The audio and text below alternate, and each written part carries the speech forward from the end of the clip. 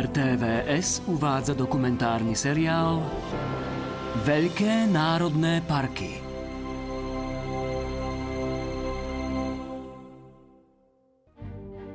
Pred 6000 rokmi bolo mierne pásmo strednej Európy skutočným morom stromov, ktoré sa tiahlo od Francúzska až po Rusko. Dnes už z tohto pralesa zostalo iba 1500 štvorcových kilometrov v oblasti rozpínajúcej sa po oboch stranách hranice medzi Poľskom a Bieloruskom. Zhruba 100 štvorcových kilometrov tohto územia tvorí Bielovežský národný park vo východnom Poľsku. Založili ho v roku 1932 a v súčasnosti je zapísaný v zozname Svetového kultúrneho a prírodného dedičstva UNESCO spolu s veľkou časťou zvyšku pralesa.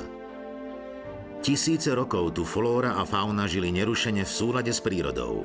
Ľudia ponechali chránenú oblasť rastlinám a zvieratám, ako napríklad jeleňom, bizónom a vlkom.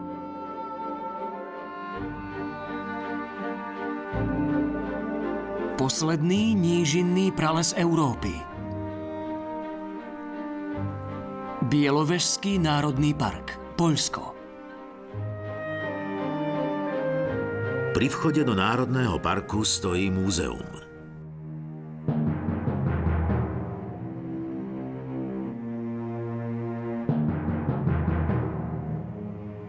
Ide o najstaršie múzeum Národného parku v Poľsku. Stála multimediálna výstava poskytuje návštevníkom informácie o rastlinách, zvieratách a histórii pralesa. Dočasné výstavy predstavujú fotografie a ďalšie umelecké diela.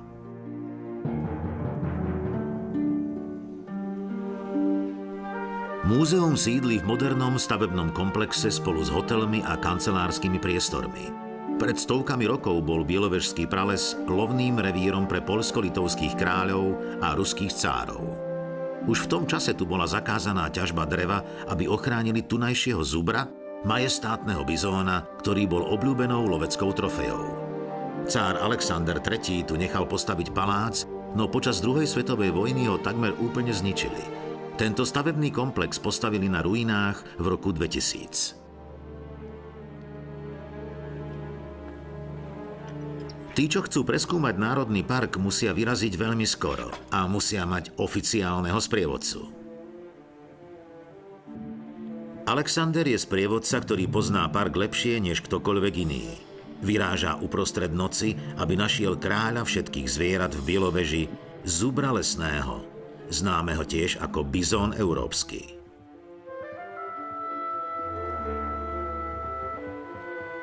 Nájsť ho nie je najľahšia úloha. Je ich tu iba 500 a sú roztrúsené po celej rezervácii. Sú stále v pohybe a ich miesto pobytu v ktoromkoľvek čase je ťažké predvídať. No Alexander má dnes ráno šťastie. Najväčšie suchozemské zviera Európy sa objavilo.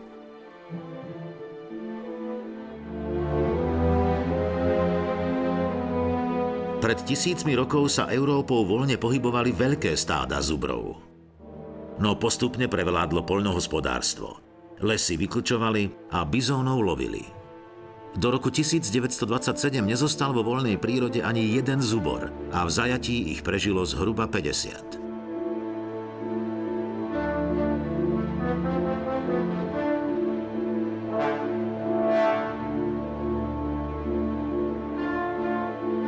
Z tých bolo schopných rozmnožovania iba zopár a tí poskytli genofond pre všetkých v súčasnosti žijúcich zubrov.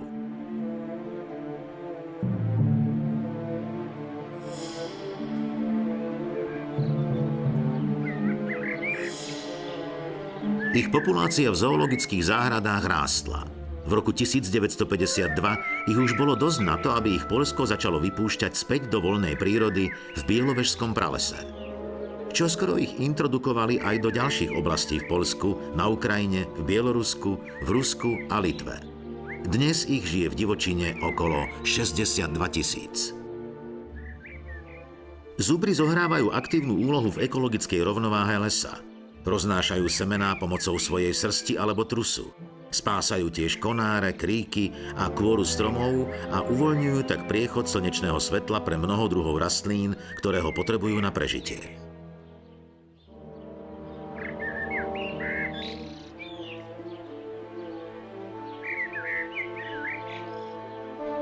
Napriek veľkej snahe vedcov je dnešná populácia zubrov geneticky poškodená.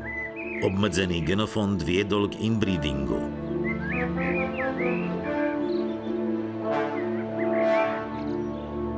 Porovnanie starších kostier s kostrami mladších jedincov ukazuje na abnormality v dnešnej populácii.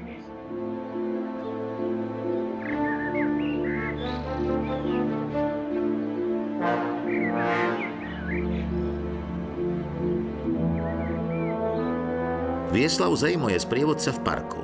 Pozná každé zákutie pralesa a strávil tu veľkú časť svojho detstva. Domov opustil iba počas štúdií strojárstva vo Francúzsku, no potom sa vrátil do Bieloveže.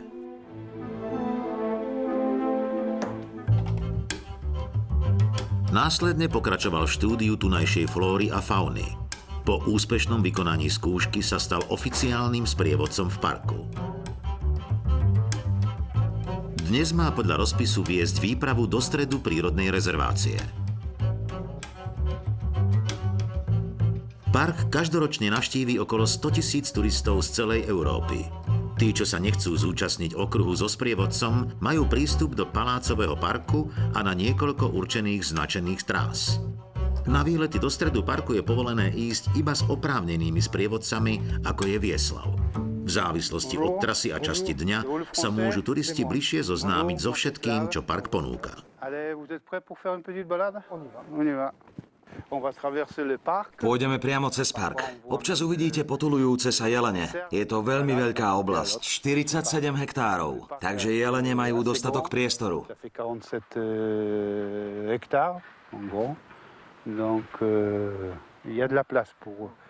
Vidíte to? To urobili diviaky. Rýpu v zemi, aby našli červy.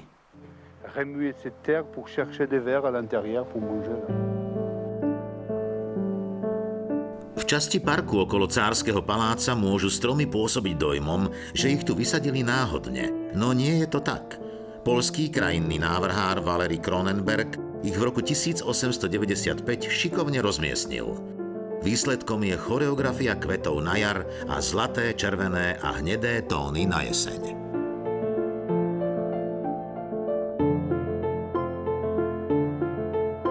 Za týmto priestorom vedie čistina do stredu parku. Návštevníci, ktorí sa chcú dostať do tejto časti lesa, sem môžu vstúpiť iba s oficiálnym sprievodcom. Nesmú tu konzumovať žiadne jedlo, iba vodu. A musia zostať na cestičke, ktorá sa kľukatí lesom. A teraz sa presunieme späť do stredoveku.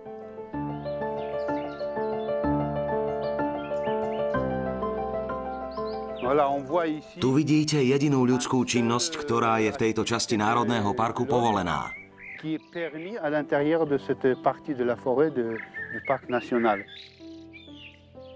Stromy, ktoré spadnú na cestičku, je možné vyrúbať, ale iba ručne. Drevo zostáva tam, kde spadne. Park nesmie nič opustiť. Tieto ochranné opatrenia viedli k sporom medzi obchodníkmi a ekológmi na medzinárodnej úrovni. Autorisation qu'on m'a donnée. Okay. Regarde, tu vois cette trace? Vidíte ten zárez?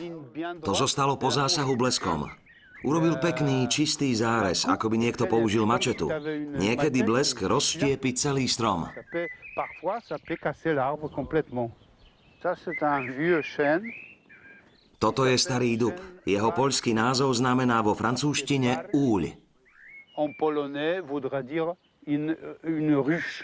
Do roku 1888 mali miestni do lesa neobmedzený prístup. Vyrezávali do stromov diery, aby v nich umožnili včelám budovať úle. Okolo stromov zatlkali ostré koly kvôli medveďom. Takto nejako sa medveď šplhal k hniezdu. Keď sa k nemu dostal, musel sa takto pridržať 3 pazúrmi a používať 4. na to, aby odsunul kryt a dostal sa k medu.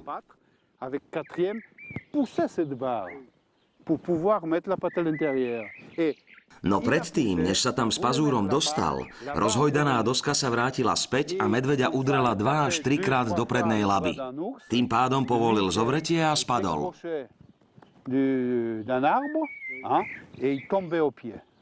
au pied de cet arbre. Et au pied de cet arbre, l'homme en mettait des pics, malheureusement. Ľudia zatlkali pod stromy zahrotené koly. Dalo by sa povedať, že sú spolu zodpovední za vymiznutie bielovežských medveďov. To boli jediní prirodzení nepriatelia zubrov. C'était seul prédateur pour le bison.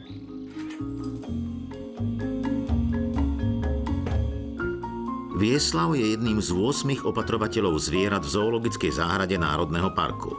Jeho pracovný deň sa začína o 6 ráno, čo je čas krmenia. Jelene, diviaky, zubry a losy. Dohromady okolo 100 zvierat sa delí o zhruba 10 hektárov zeme.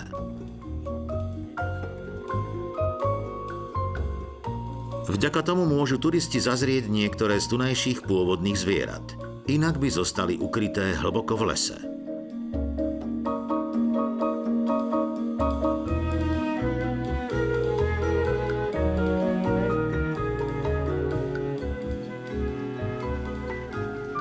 Malá zoo víta svojich prvých hostí o 8 ráno. Priamo pri vchode majú možnosť vidieť tieto kone nazývané tarpany. Sú to potomkovia druhu divokého koňa, ktorého chytili v stredoveku a skrížili s domestikovanými koňmi. Takže toto nie sú ozajstné tarpany. Tie vyhynuli v 19. storočí.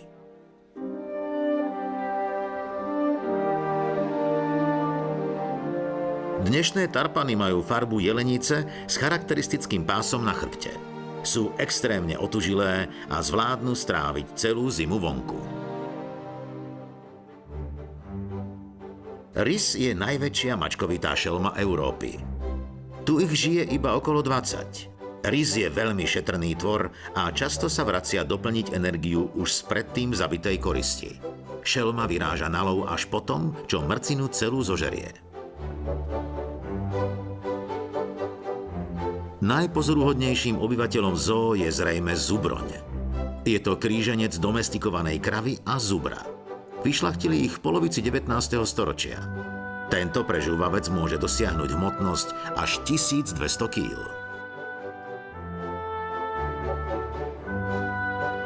Po druhej svetovej vojne vedci dúfali, že zubroň nahradí kravy. Sú takmer úplne imúnni voči chorobám a dajú sa chovať v krajine, ktorá nie je vhodná na hospodárenie. Poľská akadémia vied skúmala možnosť využitia zubroňa v rôznych štúdiách, v Bieloveži a na ďalších miestach.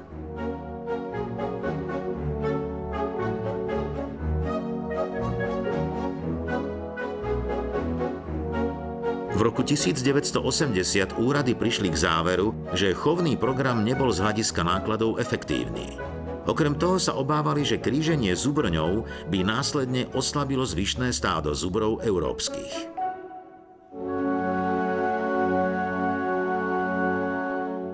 Niekoľko posledných zostávajúcich zubroňov žije tu, v Bieloveži.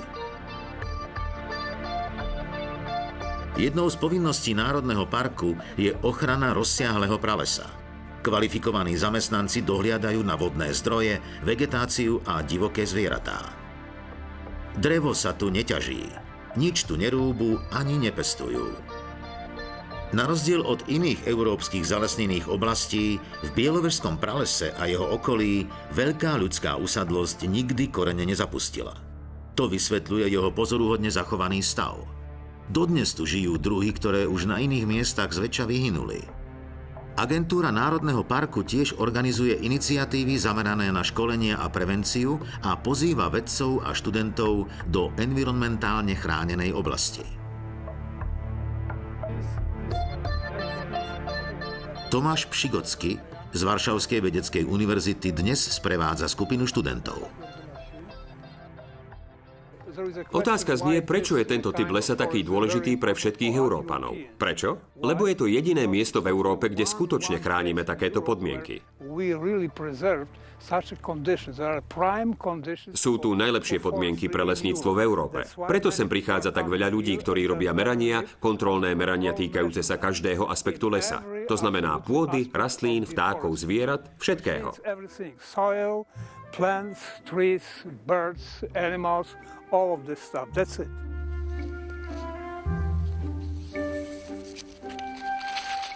Po tom, čo si vyznačia svoje pracovné územie, merajú študenti kmene stromov.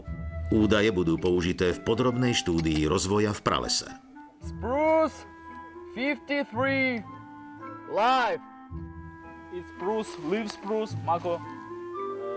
2 meters and 20 centimeters.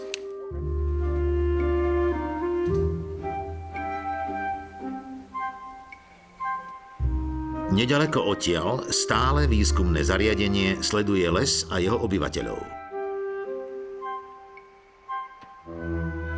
Výskumný ústav cicavcov je nezávislá inštitúcia prepojená s Poľskou akadémiou vied.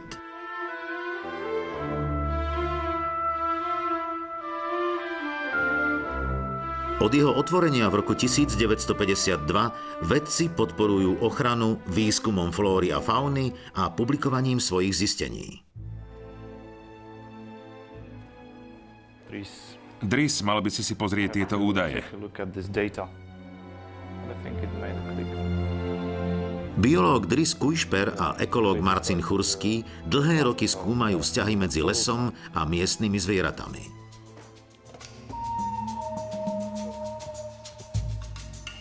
Dnes sú v improvizovanom otvorenom laboratóriu.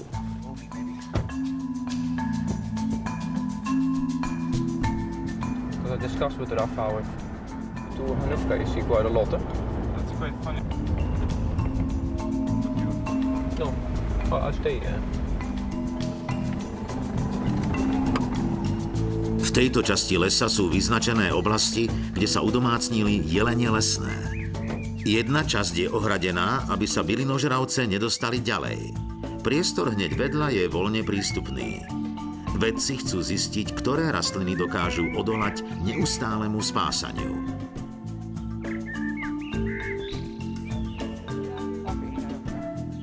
Študenti každý mesiac merajú a spisujú mladé stromy, aby zistili tempo ich rastu.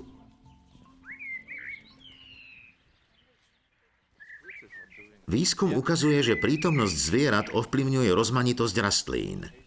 Napríklad hrabu obyčajnému sa darí v oblastiach s vysokou populáciou jelenia lesného. Iné rastlinné druhy až tak neprospievajú. Vidíš, aké je to obhryzené? Takmer každý konár. Asi ťažké časy.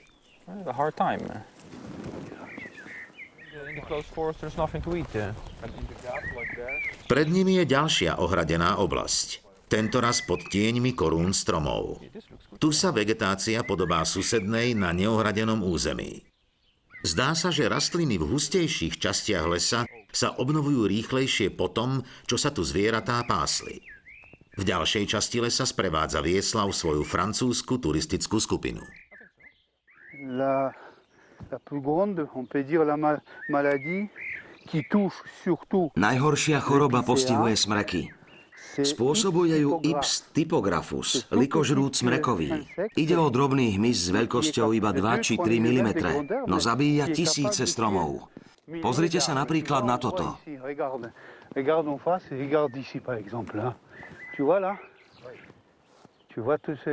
Všetky tieto malé tunely a žliapky urobil likožrút. Ips typographe.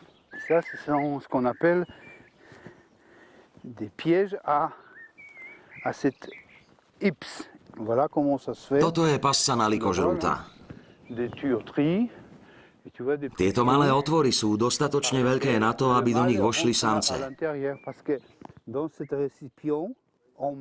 Priťahujú ich samičie feromóny, ktoré sú vnútri. Keď vojdú dovnútra, nedostanú sa späť.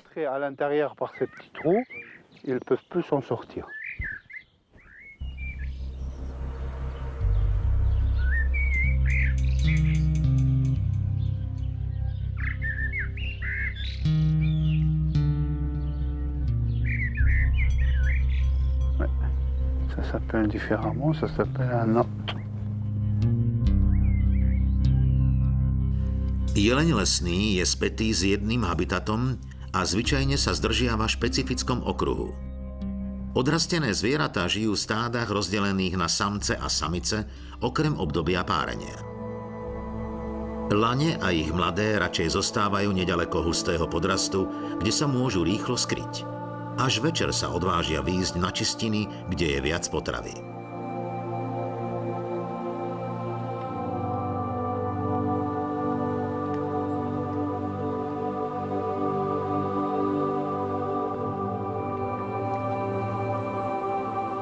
Keď majú mladé samce 2 roky, opúšťajú stádo, aby sa pripojili k ďalšiemu.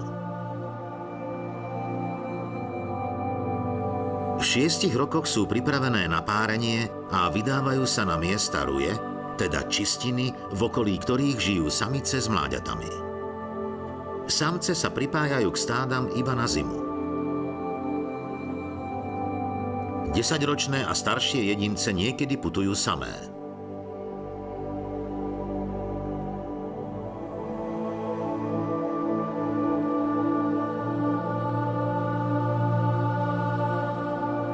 Aj samice sexuálne dospievajú vo veku 6 rokov. Zvyčajne privádzajú na svet jedno mláďa za sezónu.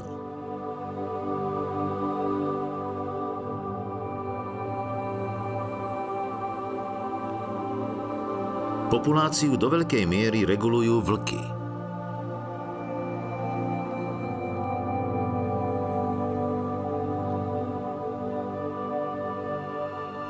Dnes ráno sa Alexander odvážil vstúpiť na územie vlkov. Dúfajúc, že ich zazrie, rozmiestnil počas predchádzajúcich nocí kusy mesa na ich obľúbené cestičky. Na zameranie a určenie koristi vzdialenej niekoľko kilometrov sa vlky do veľkej miery spoliehajú na svoj čuch. Tento zmysel majú 100-krát silnejší než ľudia. Alexander sa drží v smere vetra a dúfa, že pach mesa vyláka vlky z podrastu, aj keď zachytia jeho prítomnosť.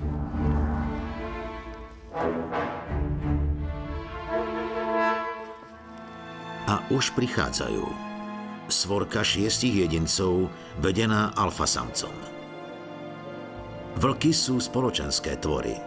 Na prežitie potrebujú ďalších jedincov svojho druhu.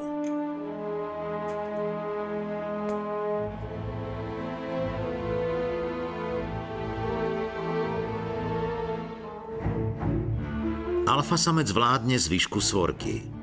Vždy žerie ako prvý a hľadá najzdravšiu a najsilnejšiu samicu, aby rozšíril svoj rodokmeň. Územie svorky môže mať rozlohu až 700 štvorcových kilometrov.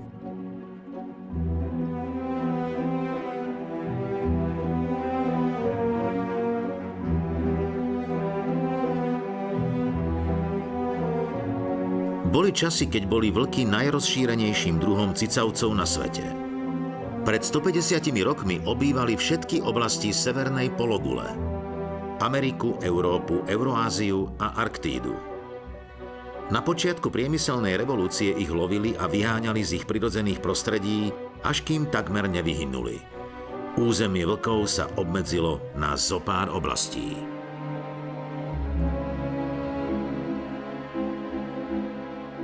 No po podpísaní Bernského dohovoru v roku 1979 začali byť vlky a miesta ich výskytu po celej Európe chránené. Ich populácia odvtedy v Európe vzrástla na súčasných 18 000 jedincov vrátane Bieloruska. Asi 100 z nich obýva bielovežský prales.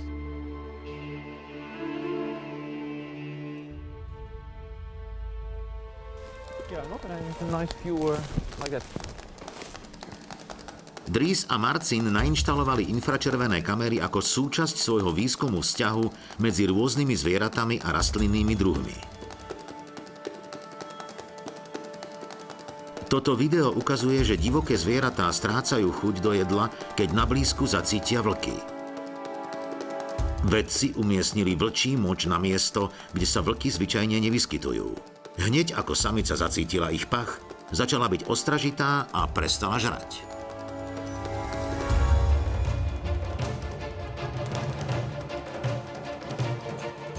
Aj diviaky spozornili hneď po tom, čo zachytili pach vlka. Rýchlo opustili územie. Naopak, zubri zachovali pokoj. Keď začne byť nedostatok potravy, presúvajú sa vlky na iné územie. Hľadajú nové čistiny, na ktorých sa krmí ich korisť. Jelene, diviaky a zubry sa odvážia výjsť za potravou skoro ráno alebo za súmraku. Ak zacítia pach vlka, odchádzajú. Čoskoro sa objavia mladé, slnečný svit vyhľadávajúce púčiky. Čistina začína pomaly zarastať a rodí sa nová zalesnená krajina. Zložitý vzťah medzi rastlinami a zvieratami v bielovežskom pralese zostáva v rovnováhe. Reguluje sa sám. Jediná vec, ktorú tu príroda od ľudí potrebuje, je tá, na ktorú akoby už takmer zabudli. Nezasahovať do nej. Na slovenskom znení spolupracovali Matej Landl, Rastislav Sokol, Roman Ferienčík, Marian Ujlaky, Zuzana Ataj, Hanna Sokolíková, Silvia Rupeltová, William Tokár a Štefan Salzwasser. Vyrobila RTVS 2023.